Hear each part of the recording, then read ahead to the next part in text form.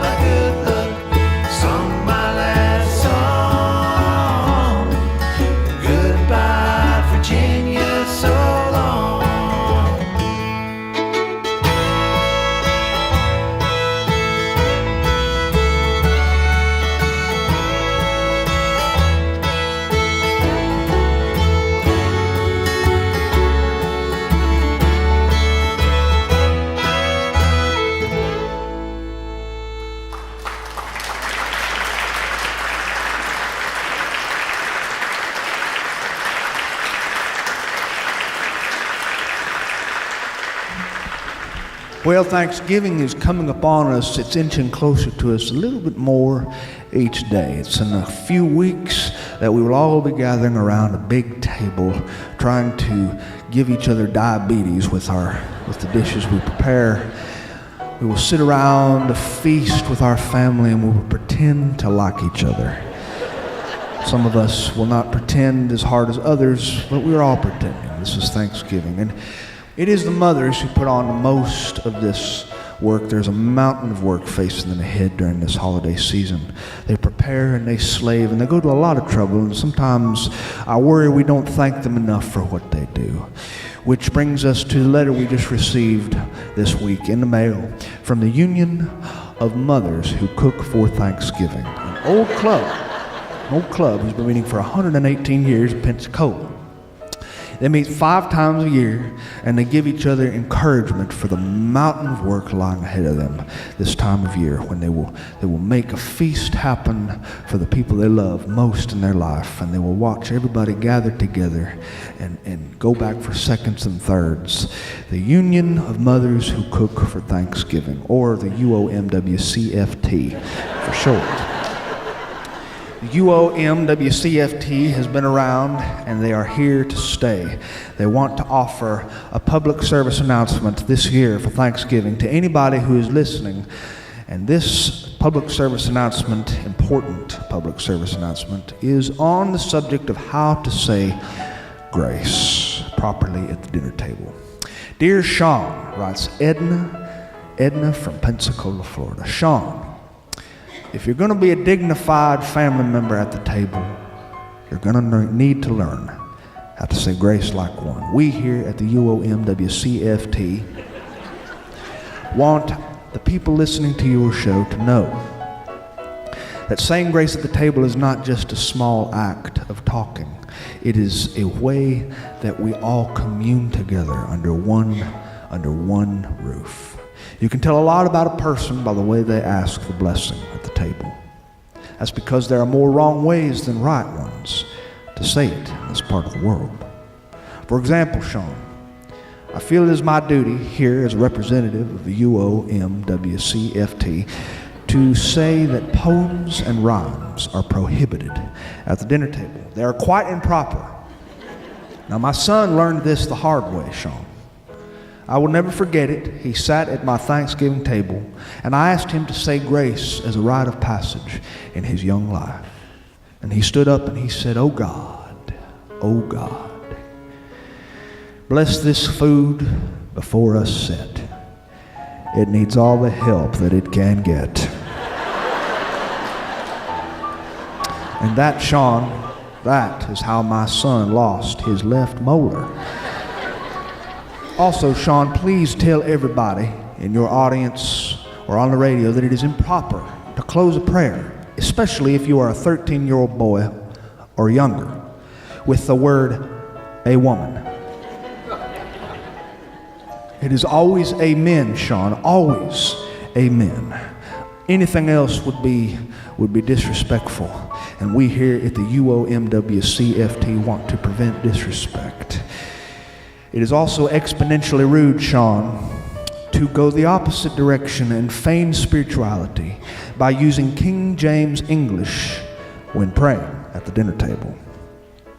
My cousin visited us last week. He is a Methodist deacon, and he prayed like this. Almighty, we beseech thee, Lord, verily doth thy visage beam, yea, down upon us. From thither shall we lift thine eyes. Sean, this is highly improper because most people at our table do not speak Methodist. Also, Sean, I feel it is my duty as a representative of the UOMWCFT to tell you that long-winded prayers are also rookie mistakes at the Thanksgiving table. My brother-in-law, for instance, and I cannot use his real name because he listens to your show, so I shall call him Ricky Dicky Smith and Wesson III, takes great pride in his long-winded blessings so that we cannot even ask him to open his mouth. We cannot ask him to open his mouth. When he stands at the supper table, my brother-in-law Ricky Dicky recites the entire Old Testament, backward, then forward, and then parts of the book of Revelation. And Sean, before he ever says amen, 3 of my elderly aunts have had their knees lock up, and 2 of my uncles have already suffered diabetic comas. And 4 of us have already resolved to take Ricky Dicky Smith and Wesson and strap him to the top of our car and drive it off a shallow cliff. The truth is, Sean, we here at the Union of Mothers Who Cook for Thanksgiving know that heaven doesn't need our long, long prayers. We know that heaven doesn't need to hear anything because God already knows what you need before you ask it. So just make sure You don't do something highly unintelligent like my husband just did a few nights ago when we sat down to a family supper. My kids were in town. We were all there together under one holy roof. And my husband stood to recite his prayer, which was, "O gracious Father, my heart is stabbed with riot.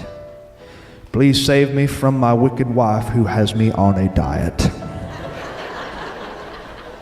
Sean, I followed his prayer with a prayer of my own, because we here at the Union of Mothers who cook for Thanksgiving are prepared for such emergency situations. I stood at the table and I said, oh Lord, forgive my husband, who must be very ill, who after all these years does not know how to recite a prayer even still. Please, I come to thee with great remorse, that you shall forgive us, Lord. Forgive us for our divorce. That's letters from our listeners. We're going to have another tune here. Another tune here from the High 48s, everybody. The High 48s.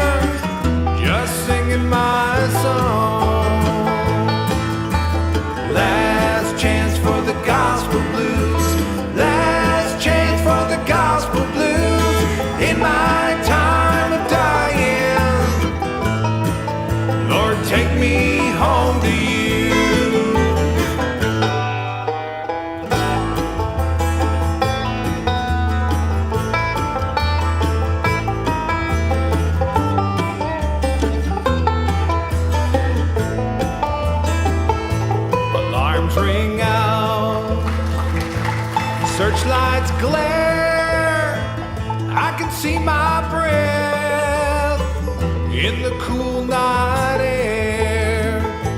The taste of freedom is bittersweet, for I know my Lord I'll never meet.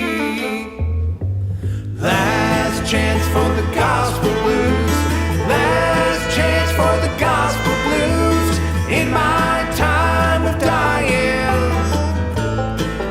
Lord, take me home to you.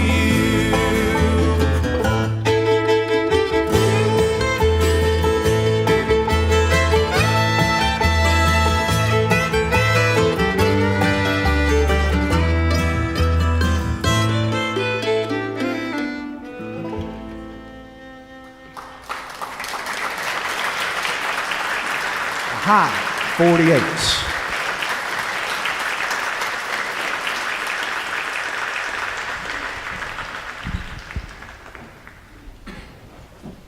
This last week, autumn made its triumphal entry into northwest Florida and South Alabama, and we are glad to see it come, glad to have it. Glad to have the change of weather, which is a stimulant. It makes people want to get up and move. You look outside and you can see a reduction in the population of godless mosquitoes. And you can feel the air, which is actually conducive to human behavior out of doors. For the rest of our lives in this world, this hot, humid, and florid world, we are trapped indoors because heat is so strong that it brings grown men to their knees. But in this little period of time before winter fully hits, we can actually go outside and experience the world that God made for us. This was the time of year, every year, that the youth group would take their trip up north somewhere. And I can remember the year that Brother Silas asked me if I wanted to be a youth chaperone for the youth group who was going to Dollywood. Now, Dollywood, for those of you who don't know, maybe listening to this on the radio from some other part of the world, is like Disneyland for rednecks. Dollywood is a glorious place. You walk through the gates and you can just feel that the people here have wheels on the bottoms of their houses. It's true. Now, I'm not going to criticize anybody because I myself live in a structure that has more mileage on it than my truck. It's a 2003 trailer, but it's nice. It's nice as long as you remember that during the cold seasons you have to put your coat on before you go to the bathroom. As long as you understand that there is a soft spot on the very west end of my trailer that leaks during rainstorms, and it just happens to be over my bed. Other than that, it's a great place to live. Dollywood is filled with people like this, and this is the destination that small town people, we run to places like Dollywood or Branson, Missouri, because you can be yourself. Dollywood has this wonderful allure towards children in our part of the world, and they wanted to go, this youth group at the Fourth Baptist Church of Black Creek, to see Dollywood. Now, the only memories I truly have of going to a Dolly Parton themed anything was when I was a 13-year-old boy, and we went to go see a Dolly Parton impersonator in Branson, Missouri. Dolly Parton impersonator. I'll never forget it. My mother was with me. I walked into this grand theater show house. It was magnificent, red velvet curtains and a glitter ceiling and gold on the entryways. And in the bathrooms they had toilets that were made of brass with ice cubes right in the bowl. I remember looking at these toilets going, what do I do with that? And there was a man who was standing by the sinks. He had his arm outstretched with a towel draped over it and a bow tie on. He said, "You're supposed to pee on it, son." I said, "Yeah, but why the ice?" He said, "Because it helps cut down on the sound." Well, you learn a little something new every time you visit Branson, Missouri. The Dolly Parton show, I'll never forget, was just wonderful, wonderful. She sang all her famous songs, this impersonator who looked just like Dolly Parton. And then when the show was over, out in the lobby, the place filled up with people. And this woman with this blonde, curly-haired wig came walking out, and she wore a dress with so many sequins on her. She looked like a human disco ball. And I looked at her, and I could see her looking at me, a 13-year-old boy, and she walked toward me, one step at a time, and I lost myself watching her. I was about chest high on this girl. She came toward me and she wrapped her arms around me tight and squeezed, and I almost suffocated in her enormous attributes. My mother spotted me from across that lobby. She saw me, and I saw her mouth drop open, and her eyes became like holy fire, and she jogged toward me, and she grabbed me by the earlobe, and she yanked me away from the Dolly impersonator, and my mother started praying in tongues. And I have been a Dolly Parton fan ever since.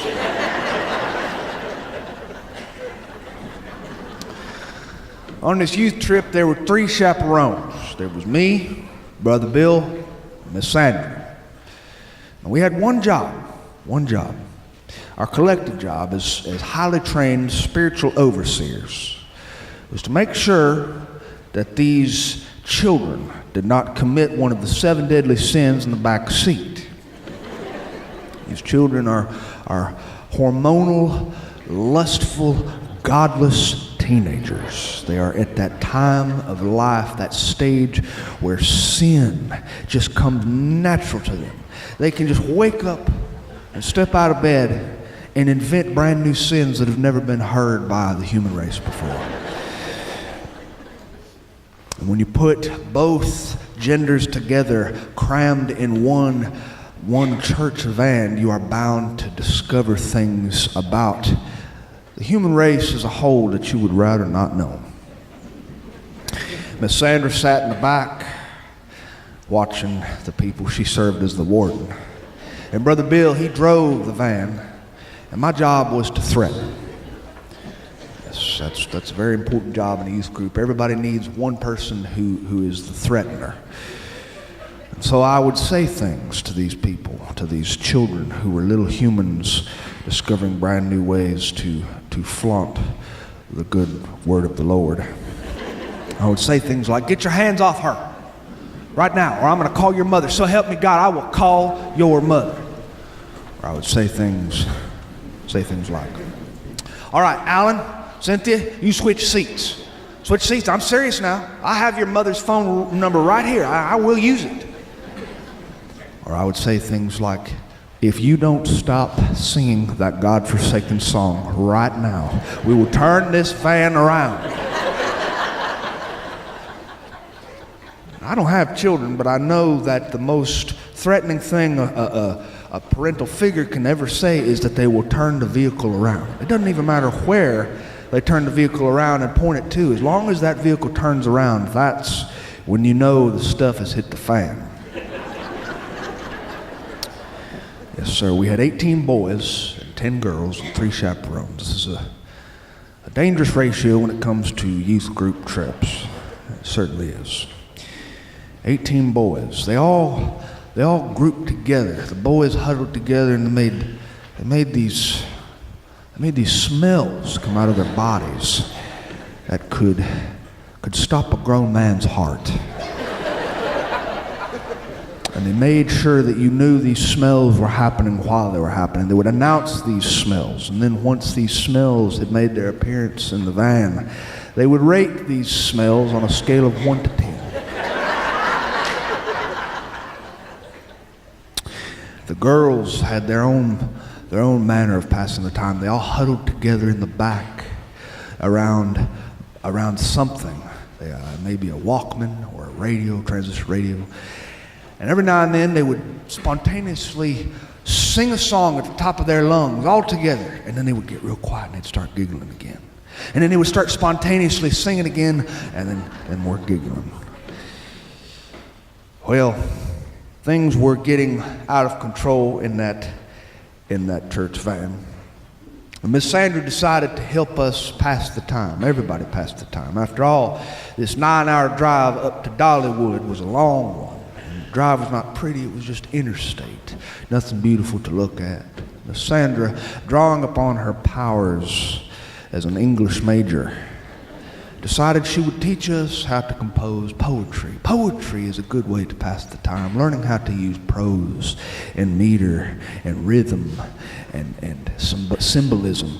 This is a good way to learn how to pass the time. You can get lost writing words on a page. Miss Sandra passed out little notebooks to the kids in the bus, and they were all really interested in what she said. She had a gift with children. Miss Sandra has 3 kids of her own. None of them were in that youth group bus because they were too young, but she knew how to handle children. She passed out these little Indian chief notepads, and she passed out number 1 pencils. Long ago, we used to write during my generation. We wrote. We did not have computers. We did not have typewriters to type on in school. We learned cursive handwriting, and we wrote with these number 1 or number 2 pencils until we had a callus on our middle finger. These children held their pencils. Miss Sandra explained poetry to them. She explained literature. She quoted a few examples of poems from literary giants in our American past. And then she set them to composing their own poems. And it was silent for a good long while we drove, while the children reflected on the wonderful things Miss Sandra said. And I too composed some poems on a page to help pass the time. And when it was time to recite these poems, she called on Daniel first. And Daniel rose in the center aisle of that van, and he held his notebook, and he announced to everybody with a glorious literary recitation voice, "Roses are red, and violets are like glasses. God help our youth chaperones who don't know their heads from their..."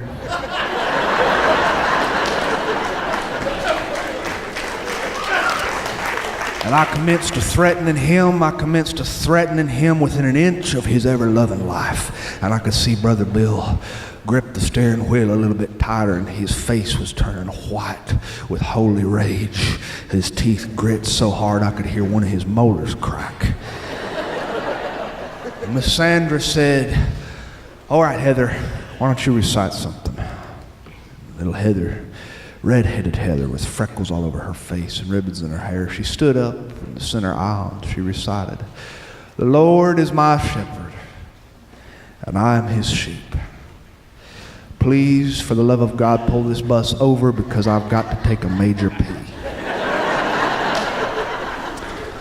Miss Sandra started to lose it. I could see her trembling.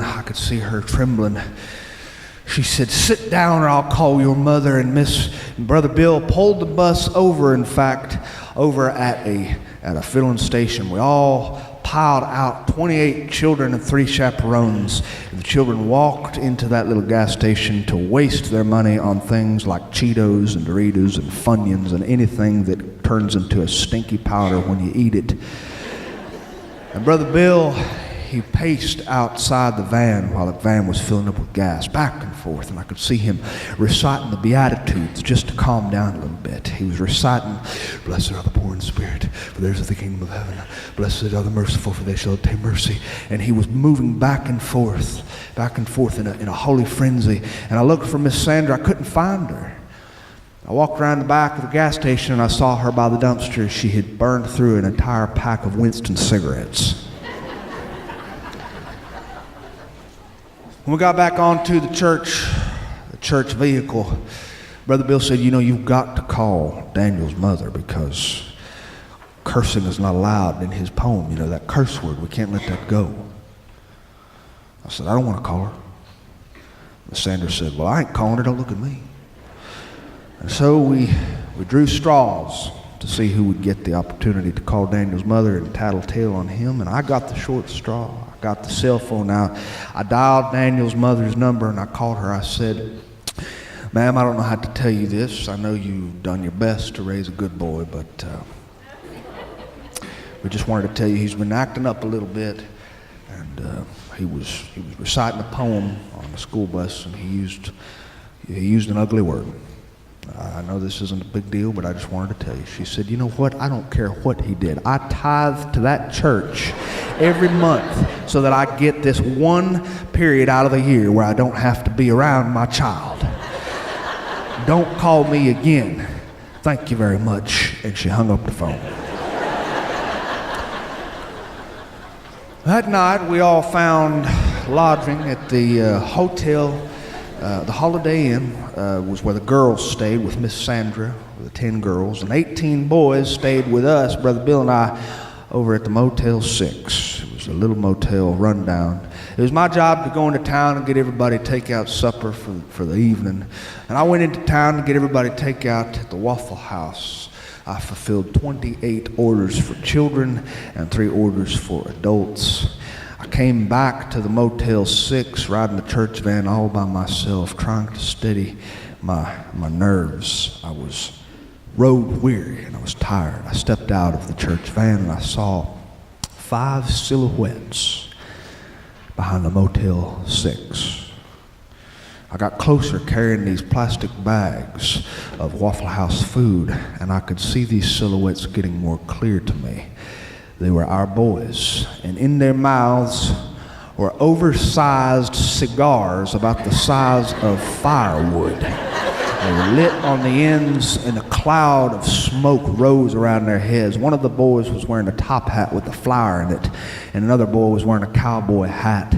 And they were talking and carrying on in low voices and laughing and giggling behind the Motel 6. I came up to them and I said, "What are you doing?" By the time I reached them, they'd already discarded their cigars. They'd tossed them behind the bushes. And the boy in the top hat removed his hat. He said, "Oh, don't mind us. We came out here because we wanted to pray for the troubles and tribulations facing the Middle East."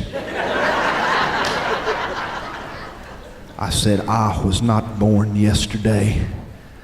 And so I called Brother Bill down. He came running down that staircase wearing nothing but a pair of Auburn, Alabama University boxer shorts. He looked at those boys and he started quoting from the book of Leviticus, started quoting things I'd never heard before. He was on fire and he decided to just take it to the next level. He began to preach a full sermon, a full-blown sermon. And when he had finished, 3 of the boys agreed that they needed to be rebaptized. And I led us in a stirring rendition of Rock of Ages, "Cleft for me, let me hide myself in thee." The next day, we all gathered at a trail on one of the Smoky Mountains, Thunderhead Mountain.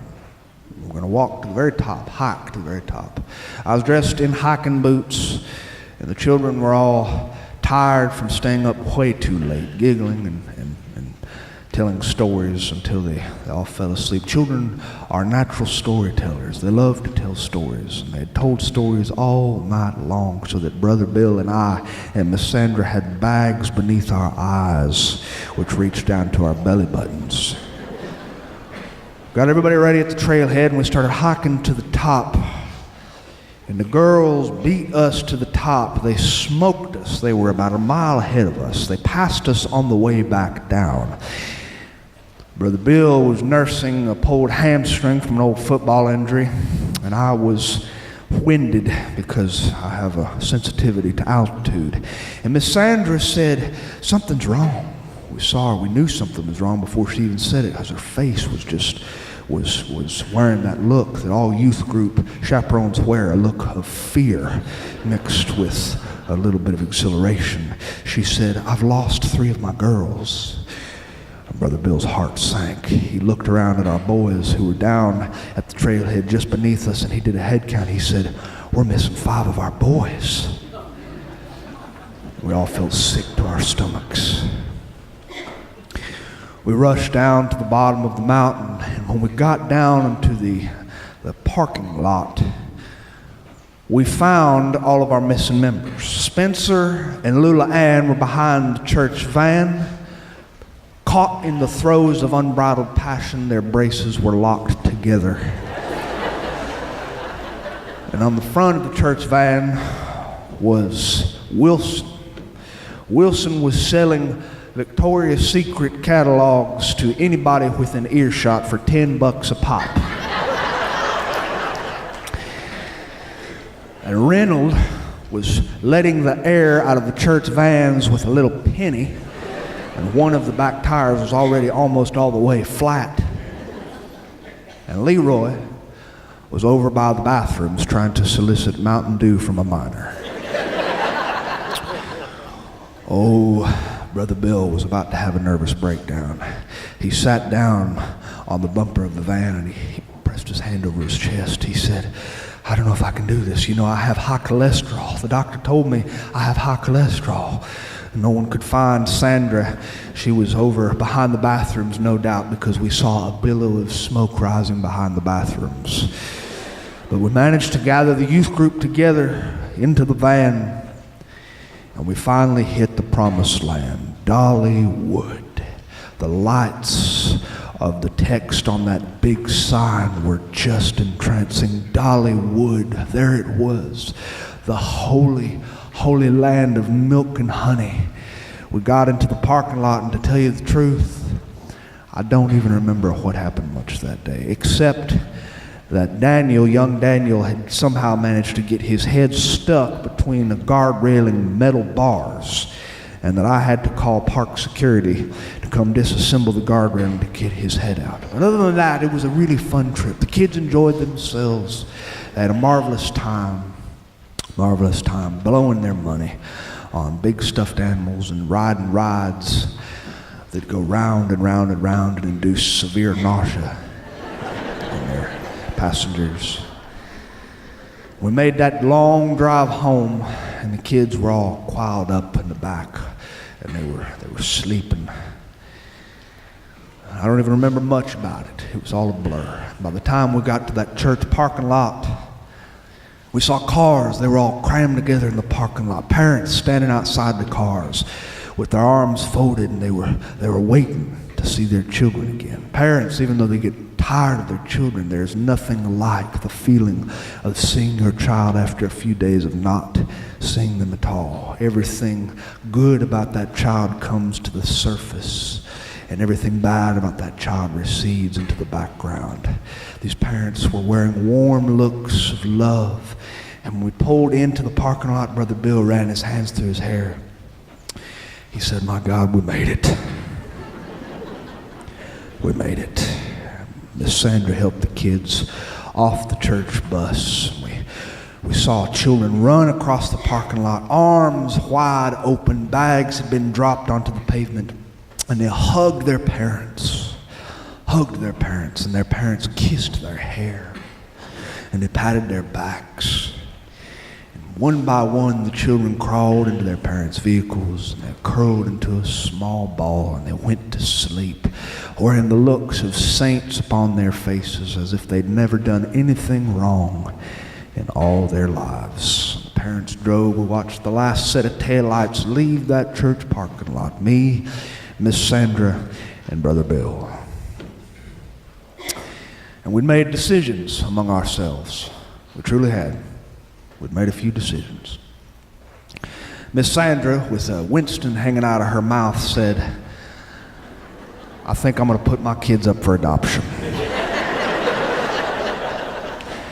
And Brother Bill said, "You know, I've decided something too. I believe I'm going to go to the Mexican restaurant and order me a margarita." Brother Bill had never tasted alcohol in his life, the Southern Baptist man that he was. We all hugged each other because traumatic experiences bond one another together. They bond you with an unbreakable bond. And I watched them leave the parking lot waiting for my wife. My wife showed up driving our little Nissan. She kicked open the door. She said, "How was it? How was it?" She said, "I missed you while you were gone." I said, "Honey, roses are red and violets are made of poop. That's the last time I will ever chaperone for another youth group." Hey, thanks for having me tonight. It's been a treat. Thank you very much for having me. Appreciate it.